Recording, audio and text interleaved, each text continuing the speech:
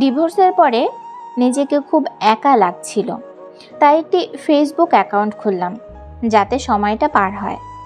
অ্যাকাউন্টটা খোলা মাত্রই অভ্র নামের একটি ছেলে আমাকে রিকোয়েস্ট পাঠায়। কিছু না ভেবে অ্যাকসেপ্ট করলাম। মুহূর্তেই মেসেজ আসলো, হাই, কেমন আছেন? এই তো ভালো, আপনি? ভালো আছি আমিও। তা আপনার নাম কি? লিমা। বেশ সুন্দর নাম। আমার নাম হচ্ছে অভ্র হোসেন। আচ্ছা, একটা কথা বলি আপনাকে, প্লিজ কিছু মনে করবেন না। আচ্ছা বলুন, আমরা কি বেস্ট ফ্রেন্ড হতে পারি প্লিজ? বেশ কিছুক্ষণ চিন্তা করার পরে রাজি হলাম, কারণ একাকী কতক্ষণ থাকবো, কারোর সঙ্গে কথা বললে ভালো লাগবে। হ্যাঁ, হতে পারি, কিন্তু একটা কথা, আমি একজন ডিভোর্সি মেয়ে। ডিভোর্সি হয়েছেন তাতে কি, আমরা তো মানুষ নাকি? হ্যাঁ, সবাই যদি আপনার মতো বুঝতো। তা আমার বন্ধু এখন কি করে? এই তো নতুন বন্ধুর সঙ্গে কথা বলছি। আচ্ছা, আমাকে কখনো ভুলবে না তো বন্ধু? না বন্ধু। এইভাবে প্রায় 2 মাস কথা বলার পরে হঠাৎ একদিন অভ্র আমাকে মেসেজ দিয়ে বলল, লিমা, আমি তোমাকে ভালোবাসি, তোমাকে ছাড়া বাঁচব না। তাই? হ্যাঁ, বিশ্বাস করো, সত্যি তোমাকে অনেক ভালোবাসি। কিন্তু আমি যে ডিভোর্সি একটা মেয়ে, তোমার পরিবারের মানুষ আমাকে মানবে তো?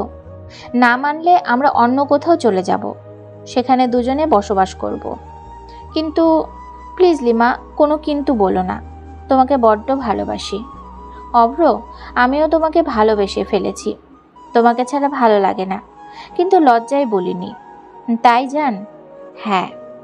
এরপরে অভ্র এবং লিমা বেশ কিছুদিন প্রেম করে।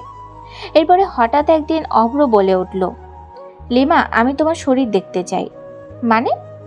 মানে হলো আমি তোমার শরীর দেখতে চাই, বোঝো না তুমি? না, এটা সম্ভব না, বিয়ের পরে দেখো প্লিজ। আরে পাগলি, বিয়ের পরে তো দেখবই, কিন্তু এখন দেখলে সমস্যা কোথায়? এটা পাপ। বুঝেছি, তুমি আমাকে বিশ্বাস করো না, বিশ্বাস করলে ঠিকই দেখাতে। এমন করে বলো না প্লিজ। তাহলে দেখাও না প্লিজ, আমার খুব দেখতে ইচ্ছে করছে। যদি কিছু হয়? কিচ্ছু হবে না, আমি আছি তো নাকি? ঠিক আছে জান, তোমাকে তাহলে ভিডিও কল দিচ্ছি, ভিডিও কলে দেখাবো। আচ্ছা। এরপরে শুরু হলো অভ্র এবং লিমার ভিডিও কল। লিমা অভ্রকে বিশ্বাস করে সবটা দেখায়, যা দেখে অভ্র মজা নিচ্ছিল।